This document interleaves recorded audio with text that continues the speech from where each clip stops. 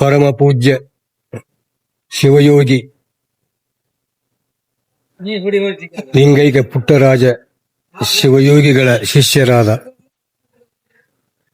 ವೀರೇಶ್ವರ ಪುಣ್ಯಾಶ್ರಮ ಗದಗ್ ಇವರ ಪ್ರೀತಿಯ ಶಿಷ್ಯರಾದಂಥ ಮಲ್ಲಿಕಾರ್ಜುನಯ್ಯ ಶಾಸ್ತ್ರಿಗಳು ಕೂಡಲ ಸಂಗಮ ಇವರಿಂದ ಬಸವಣ್ಣನವರ ಆರಾಧ್ಯ ದೇವನಾಗಿರ್ತಕ್ಕಂಥ ಸಂಗಮನಾಥನ ಚಿರಪರಿಚಯ. ನೀ ಪ್ರಶ್ನೆ, ಬಸವಣ್ಣನವರು ಎಷ್ಟು ವರ್ಷ ಇದ್ದರು ಸಂಗಮದಲ್ಲಿ? ಬಸವಣ್ಣನವರು ಅವರ ಹುಟ್ಟೂರು ಬಸವನ ಬಾಗೇವಾಡಿ. ಅಲ್ಲೇ ಮಾದರಸ ಮಾದರಾಂಬಿಕೆಯ ಮಗನಾಗಿ ಹುಟ್ಟಿದ ಯಾರು ಬಸವಣ್ಣನವರು. ಹುಟ್ಟಿದ ಮೇಲೆ ಅವರ ಧರ್ಮದ ಪ್ರಕಾರ ಮುಂಜಿ ಮಾಡಬೇಕಂತ ಬಂತು. ಮುಂಜಿ ಮಾಡ್ಬೇಕ ಅಂತ ತಂದೆ ತಾಯಿಯವರು ಕೇಳಿದಾಗ, ಅಪ್ಪ ಈ ಮುಂಜಿ ಅಂದ್ರೇನು? ನೋಡಪ್ಪ, ನಮ್ಮ ಧರ್ಮದ ಪ್ರಕಾರ ಮುಂಜಿ ಮಾಡ್ಕೋಬೇಕು. ಮುಸಲ್ಮಾನರ ಧರ್ಮದ ಪ್ರಕಾರ ಅವರು ಸುಂತಿ ಮಾಡ್ಕೊಂತಾರ. ಇದು ನಮ್ದು ಮುಂಜಿ. ಯಾಕಂದ್ರೆ ಬಸವಣ್ಣನವರು ಅವರು ಸ್ಮಾರ್ತರು, ಅಂದ್ರೆ ಶಿವನ ಭಕ್ತರು. ನಾವು ಶಿವನ ಭಕ್ತರಾದ ಪ್ರಕಾರ ಏನು ನಮ್ಮ ಧರ್ಮದ ಪ್ರಕಾರ ಮುಂಜಿ ಮಾಡ್ಕೋಬೇಕು. ಹೌದಪ್ಪ, ಮುಂಜಿ ಮಾಡ್ಕೊಂತೀವಿ. ಆದ್ರೆ ನನ್ನ ಗೆಳೆಯ ಅದಾನ, ನನ್ನ ಗೆಳೆಯನಿಗೂ ಮಾಡು ಮುಂಜಿ. ಅವ್ರಿಗೆ ಬರಲ್ಲ, ನಮಗಷ್ಟೇ. ಹೋಗಲಿ, ನನ್ನ ಒಡ ಹುಟ್ಟಿದ ಅಕ್ಕನಾಗಿರ್ತಕ್ಕಂಥ ನಾಗಲಾಂಬಿಕೆಗೂ ದೀಕ್ಷಾ ಮಾಡು. ಹೆಣ್ಮಕ್ಳಿಗೆ ಬರಲ್ಲ, ಇದು ಗಂಡು ಮಕ್ಕಳಿಗೆ ಅಷ್ಟೇ. ಹಾಗಾದ್ರೆ ನನಗಿದು ಬ್ಯಾಡ. ಎಲ್ಲರಿಗೆ ಒಳ್ಳೇದಾಗಬೇಕು, ಎಲ್ಲರಿಗೆ ಅದು ಸಂಬಂಧಪಡಬೇಕು ಅಂತ ನನಗೆ ಬೇಕು. ಇಲ್ಲಪ್ಪ ಬರಲ್ಲ ಅಂದಮೇಲೆ ಬಸವಣ್ಣನವರ ಅಕ್ಕನ್ನ ಕೂಡಲ ಸಂಗಮ ಕೊಟ್ಟಿತ್ತು. ನಾಗಲಾಂಬಿಕೆಯ ಗಂಡ ಶಿವದೇವ. ಬಸವಣ್ಣವರು ಅಲ್ಲೇ ಆ ಮುಂಜಿಯನ್ನು ಧಿಕ್ಕರಿಸಿ ಇಲ್ಲಿ ಸಂಗಮಕ್ಕೆ ಬಂದ್ರು. 8-10 ವರ್ಷದ ಮಗ ಇಲ್ಲಿ ಬಂದ್ರು. ಇಲ್ಲಿ ಸಂಗಮನಾಥನ ಪೂಜೆ ಮಾಡ್ತಿದ್ದ ಮಾವ. ಅದನ್ನ ಕೇಳಿದ್ರು. ಬಸವಣ್ಣ ಕೇಳಿದ, ಏನಿದು ಮಾವ? ಸಂಗಮನಾಥ ಪರಮಾತ್ಮ ಶಿವ ಅಂತ ಅದು ಪೂಜೆ ಆಚಾರ ವಿಚಾರ ಹಾಗೆಲ್ಲ ಬೆಳೀತು. ಸಂಗಮನಾಥನ ಮೇಲೆ ಅದ್ಭುತವಾದ ಅಗೋಚರವಾದಂತ ಒಂದು ಭಕ್ತಿ ಅವನಲ್ಲಿ ಮೂಡಿತು. ಬಸವಣ್ಣಗೆ 8-10 ವರ್ಷ ಮಗ ಇದ್ದ. ಮುಂದೆ ಮಾವ ಕೆಲಸ ನಿಮಿತ್ತವಾಗಿ ಬೇರೆ ಊರಿಗೆ ಹೋಗೋ ಪ್ರಸಂಗ ಬಂದಾಗ ಬಸವಣ್ಣಗೆ ಹೇಳಿದ, ಬಸವಣ್ಣ, ನಾ ಪ್ರತಿನಿತ್ಯ ಹೇಗ ಪೂಜೆ ಮಾಡ್ತಿದ್ದೆ, ಆ ನೇಮಾದಿಗಳನ್ನು ನೀವು ಮಾಡೋಪ ಅಂತ ಹೇಳಿ ಮಾವ ಹೋದ. ಆ ಸಂಗಮನಾಥನ ಪೂಜೆ ಮಾಡ್ತಾ ಮಾಡ್ತಾ ಮಾಡ್ತಾ ಅವನ ಮೇಲೆ ಅನನ್ಯವಾದ ಅದ್ಭುತವಾದ ಭಕ್ತಿ ಬೆಳೀತಾವು. ಮುಂದೆ ಹಾಗೆ ಇರ್ಕೋತ ಬಂದಾಗ ಇಲ್ಲಿ ಒಂದು ಆಶ್ರಮ ಇತ್ತು. ಎಷ್ಟೋ ವರ್ಷಗಳ ಹಿಂದಿದು.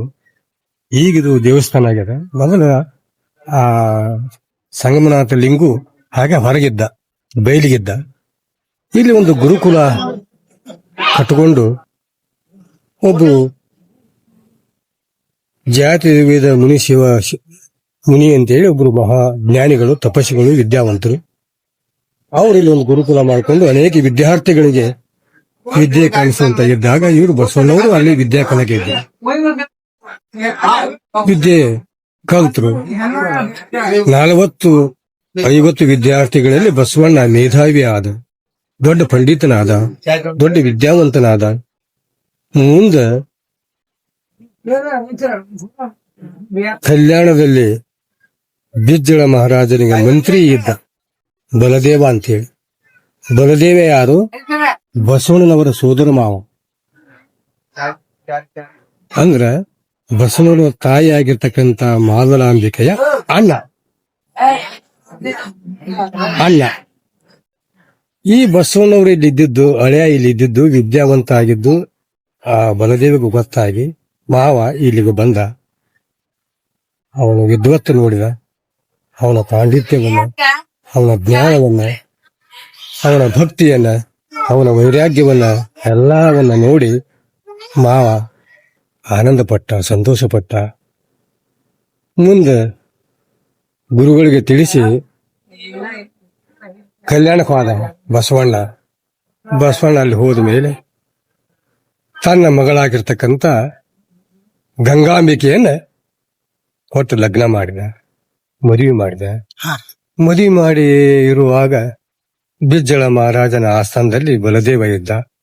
ಬಲದೇವ ಹೋದ ಮೇಲೆ ಮಂತ್ರಿ ಯಾರು ಮಾಡಬೇಕು ಅಂತ ಸಮಸ್ಯೆ ಬಂತು.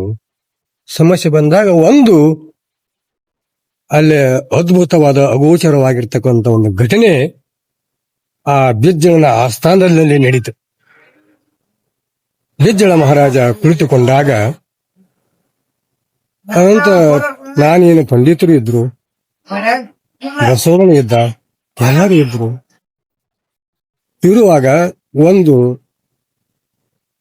ಪತ್ರ, ತಾಮ್ರದ ಒಂದು ಲಿಪಿ ಪತ್ರ ಬಿತ್ತು. ಬಿದ್ದಾಗ ಅದನ್ನ ತಗೊಂಡ್ರು. ಅದನ್ನ ಅವನು ಬಿಜ್ಜಳ ನೋಡಿದ. ನೋಡಿ ಇದು ಏನಿದು, ಇದ್ರೊಳಗೆ ಏನಿರ್ಬೋದು ಅಂತ ಅನಂತ ಪಂಡಿತರಿಗೆ ಕೊಟ್ಟ. ಇದನ್ನ ಓದಿ ಹೇಳ್ರಪ್ಪ, ಇದ್ರೊಳಗೆ ಏನು ವಿಷಯ ಅದ, ಏನು ವಿಷಯ ಅದ ಓದಿ ಹೇಳ್ರಿ ಅಂದಾಗ ಯಾರಿಗೆ ಬರ್ಲಿಲ್ಲ. ಅದಕ್ಕ ಕೊಂಡಿ ಮಿಂಚಣ್ಣ ಬಸವಣ್ಣಗ ಅಸಹ್ಯ ಮಾಡಬೇಕು ಅಂತ ತಿಳ್ಕೊಂಡು ಇಲ್ಲಿ ಅದಲ್ರಿ ಬಸವಣ್ಣ ಕೊಡ್ರಿ ಓದ್ತಾನ.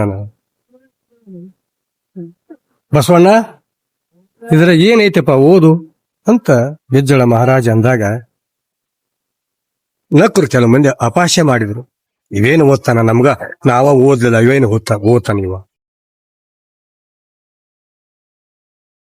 ಬಿಜ್ಜಳ ಮಹಾರಾಜರೇ, ಇದರೊಳಗ ಅದ್ಭುತವಾದ ಒಂದು ರಹಸ್ಯ ಅಡಕಾಗ್ಯದ. ಅದನ್ನ ಹೇಳಂದ್ರೆ ಹೇಳ್ತಾನೆ. ಹೇಳಪ್ಪ.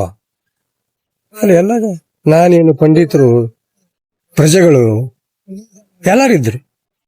ಇದ್ದಾಗ ಬಸವಣ್ಣ ಓದಿ ಹೇಳಿದ, ಬಿಜ್ಜಳ ಮಹಾರಾಜ, ನೀವೇನೇ ಕುಳಿತುಕೊಂಡಿರಲ್ಲ ಸಿಂಹಾಸನದ ಮೇಲೆ, ಅದರ ಕೆಳಗ ಅದ್ಭುತವಾದ ಸಂಪತ್ತದ, ಅಗೋಚರವಾಗಿರ್ತಕ್ಕಂಥ ಮುತ್ತು ರತ್ನ ವಜ್ರ ವೈಢೂರ್ಯ ಎಲ್ಲ ಅದ ಸಿಂಹಾಸನ ಕೆಳಗ.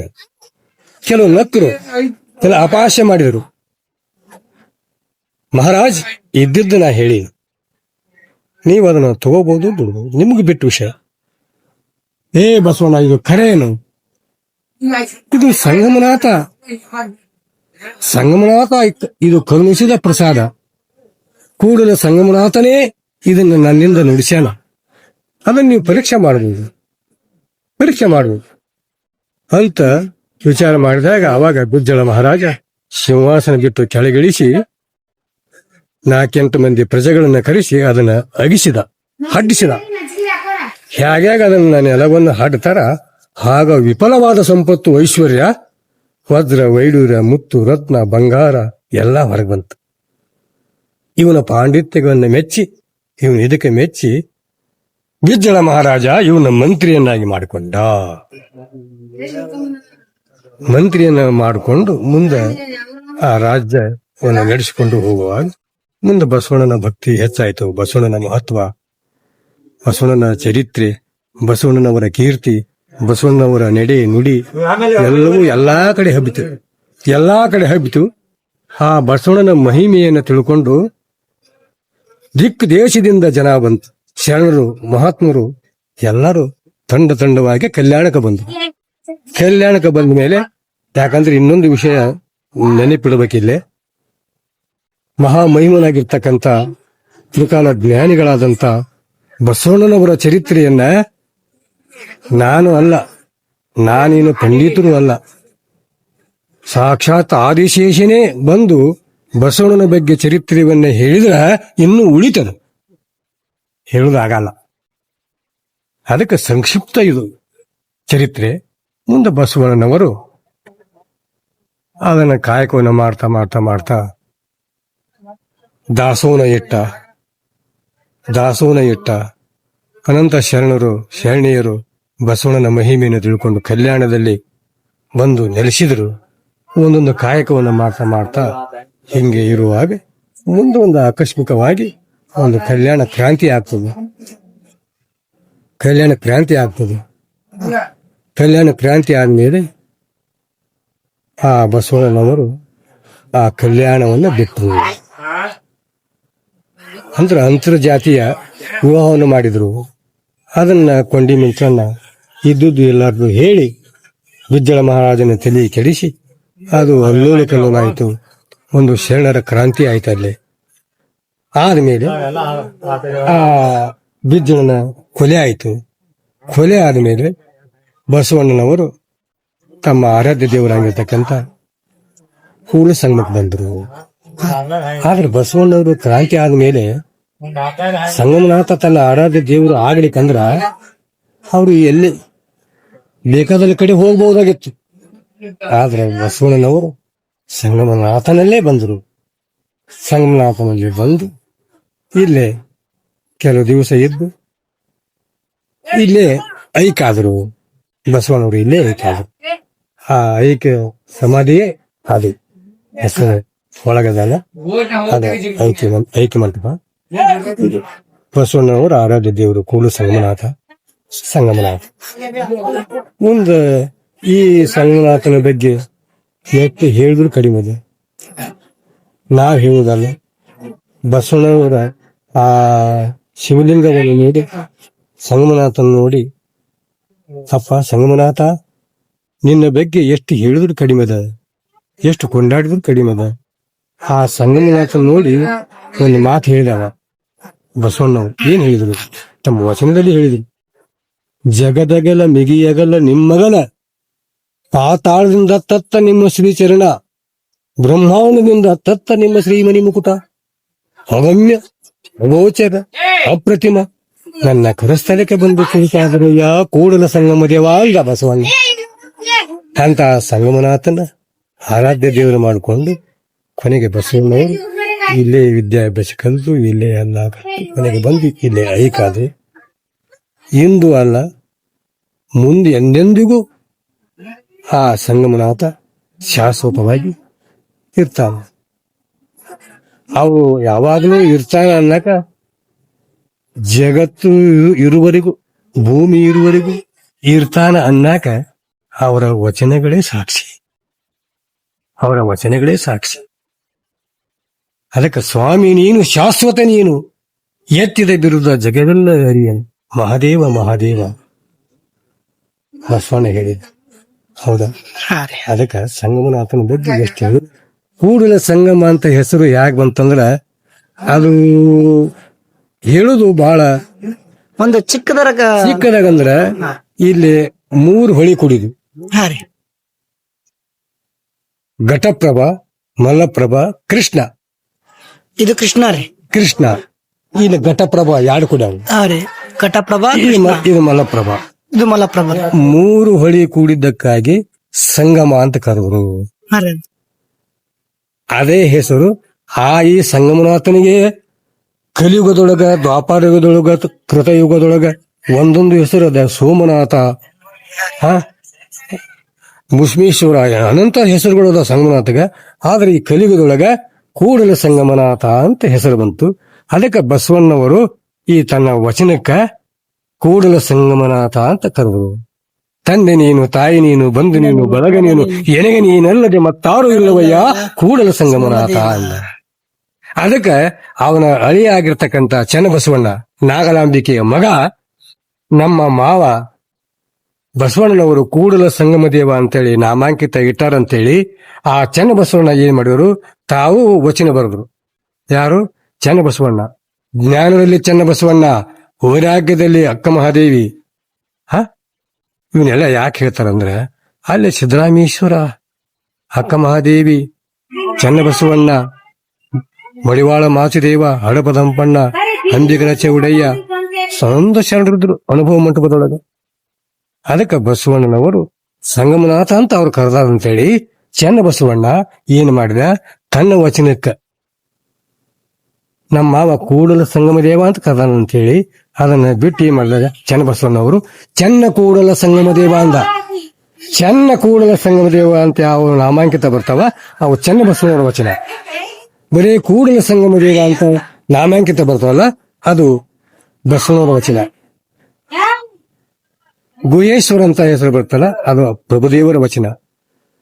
ಆತ್ಮಾದೇವಿ ವಚನ ಬರೋದು ಚೆನ್ನ ಮಲ್ಲಿಕಾರ್ಜುನ ಶ್ರೀಶೈಲ ಮಲ್ಲಿಕಾರ್ಜುನ ಅಂತ ನಾಮಾಂಕಿತ ಬರ್ತಾವ ಅವು ಅಕ್ಕ ಮಹಾದೇವಿ ವಚನ.